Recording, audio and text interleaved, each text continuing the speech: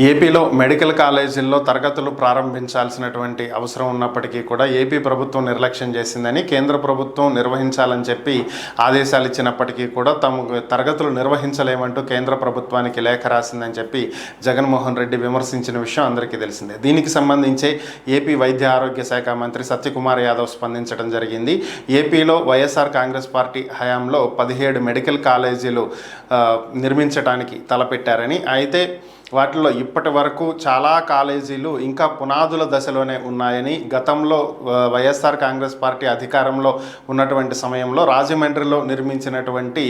Medical కాలేజీని జగన్మోహన్ రెడ్డి అట్టహాసంగా ప్రారంభించడం జరిగిందని, తరగతులు కూడా ప్రారంభించారని, అయితే ఇప్పుడు 2వ సంవత్సరానికి వచ్చినటువంటి విద్యార్థులకు తరగతులు నిర్వహించడానికి క్లాసులు లేకుండా పోయాయని,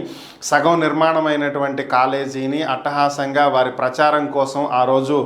పూర్తి కాకముందే ప్రారంభించడం జరిగిందని, అలాగే ఇప్పుడు కూడా వివిధ మెడికల్ కాలేజీల్లో ఇంకా 48% పనులు పూర్తవ్వాల్సి ఉందని, అలాగే ఇప్పుడు పులివెందులలో వచ్చినటువంటి 50 సీట్లను ఏపీ ప్రభుత్వం వెనక్కి పంపిందని చెప్పి జగన్ చెప్తున్నారని, వాస్తవానికి పులివెందులలో 48% నాన్ టీచింగ్ స్టాఫ్ ఉన్నారని, టీచింగ్ స్టాఫ్ ఎవరో లేరని, కాబట్టి ఇప్పుడు తరగతి గదులు లేకపోతే కనీసం చెట్ల కింద అయినా పాఠాలు చెప్తాం, కానీ అసలు పాఠాలు చెప్పేవాళ్లే లేకపోతే ఏమని తరగతులు నిర్వహించాలి? ఇది జగన్మోహన్ రెడ్డే చెప్పాలి. ఒకవేళ ఆయన వచ్చి ఏమైనా పాఠాలు చెప్తాడా, జగన్మోహన్ రెడ్డి ఏమైనా ప్రొఫెసర్ అవుతారా అని చెప్పి